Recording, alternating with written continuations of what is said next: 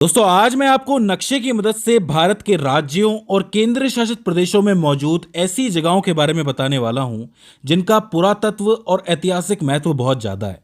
यानी कि हिस्टोरिकल और आर्कियोलॉजिकल इंपॉर्टेंस बहुत ज़्यादा है। साथ ही मैं उनके रिलीजियस सेंटर्स के बारे में भी आपको बताऊंगा, यानी कि उस राज्य या केंद्र शासित प्रदेश का जो भी धार्मिक केंद्र है उसके बारे में मैं आपको बताऊंगा। शुरुआत हमेशा की तरह हम जम्मू कश्मीर के साथ कर सकते हैं। जम्मू कश्मीर में दो ऐसे रिलीजियस सेंटर्स हैं जिनकी बात होती है, यानी कि धार्मिक केंद्र हैं। एक तो है अमरनाथ और एक है वैष्णो देवी। बहुत ही इंपॉर्टेंट है, बहुत सी पब्लिक जाती है। उसके बाद अगर आप हरियाणा आ जाओगे तो हरियाणा में मौजूद है कुरुक्षेत्र और पानीपत। ये दोनों ही पुरातत्व और ऐतिहासिक रूप से जरूरी माने जाते हैं। हालांकि कुरुक्षेत्र का धार्मिक महत्व भी बहुत ज्यादा है। इसके बाद अगर आप उत्तराखंड की तरफ आओगे तो यहाँ तीन धार्मिक केंद्र आपको देखने को मिलेंगे।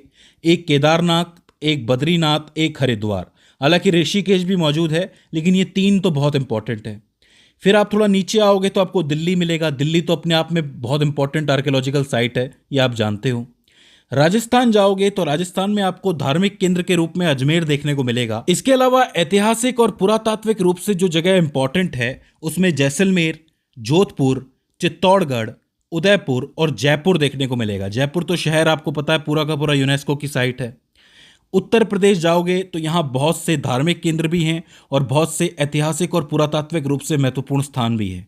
जैसे मथुरा एक धार्मिक केंद्र है, अयोध्या एक धार्मिक केंद्र है, इसके अलावा प्रयागराज एक धार्मिक केंद्र है, कुशीपुर एक धार्मिक केंद्र है, वाराणसी एक धार्मिक केंद्र है। इसके अलावा पुरातात्विक रूप से इंपॉर्टेंट जगह कौन सी है? आगरा है, आपको पता है, लखनऊ है। ये दो जगह आप ध्यान में रख सकते हो। उत्तर प्रदेश के बगल में बिहार जाओगे तो यहाँ आपको नालंदा, वैशाली, पटना, गया और बोध गया देखने को मिलेंगे। आपको मालूम है गया और बोध गया जो है वो तो अपने आप में धार्मिक केंद्र माने जाते हैं। बुद्ध धर्म का इंपॉर्टेंट स्थान है ये। देखिए यहाँ पे मैं काला डॉट और सर्कल का इस्तेमाल इसलिए कर रहा हूँ ताकि आप फर्क कर सकें। जो धार्मिक केंद्र है उसको मैंने सर्कल से दिखाया है और जो ऐतिहासिक और पुरातात्विक रूप से इंपॉर्टेंट जगह है उसको मैंने काले डॉट से दिखाया है। तो कंफ्यूज बिल्कुल नहीं होना। अगर हम वेस्ट बंगाल जाएंगे तो यहाँ मुर्शिदाबाद नाम की जगह है जो ऐतिहासिक रूप से बहुत ज़रूरी मानी जाती है। गुजरात की तरफ चलें तो यहाँ अहमदाबाद, द्वारका और सोमनाथ जैसी जगह मौजूद है। अहमदाबाद जो है वो पुरातात्विक रूप से इंपॉर्टेंट मानी जाती है।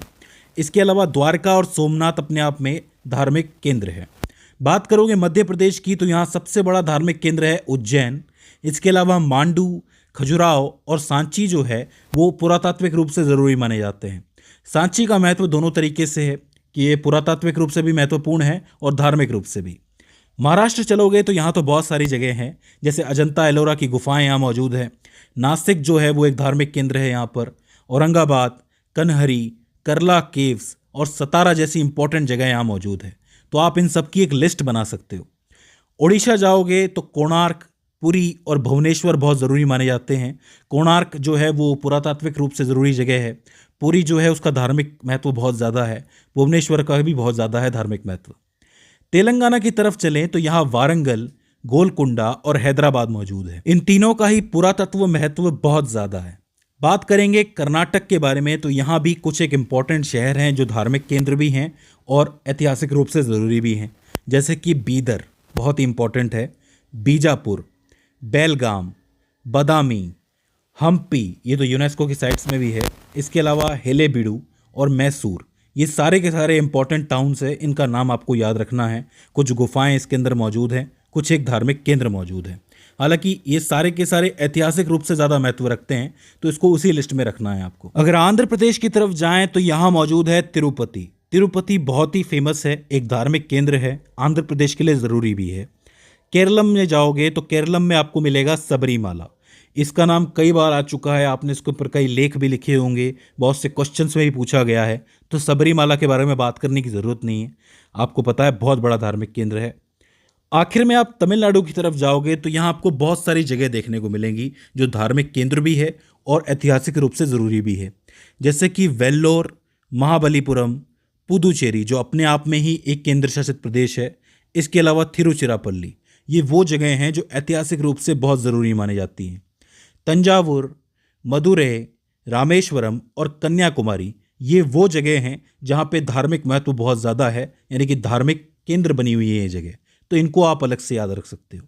तो ये वो सारी जगह हो जाती हैं जिनको आप नक्शे पे देख सकते हो जो हर एक राज्य के हिसाब से ज़रूरी मानी जाती है। हालांकि बहुत से राज्यों के बारे में मैंने आपको नहीं बताया, जैसे कि छत्तीसगढ़ हो गया, जैसे कि हिमाचल प्रदेश हो गया, लद्दाख केंद्र शासित प्रदेश के बारे में मैंने आपको नहीं बताया। लेकिन ये वो जगह हैं जो मोस्ट फ्रिक्वेंटली पूछी जाती हैं, तो इनकी लिस्ट आपको ज़रूर ध्यान में रखनी है और इनकी पोजीशन ध्यान में रखनी है। तो दोस्तों, ये हो जाता है क्विक रिवीजन ऐतिहासिक और पुरातात्विक रूप से इंपॉर्टेंट स्थानों का और धार्मिक केंद्रों का। आई होप आपको समझ में आया हो और ये वीडियो आपके लिए हेल्पफुल साबित रही हो। अगर इसके बाद भी इसके अंदर आपको कोई क्वेरी आती है, कोई दिक्कत आती है, तो आप हमें कमेंट सेक्शन में बता सकते हैं। तो दोस्तों, आज की इस वीडियो के अंदर बस इतना ही। See you in the next one.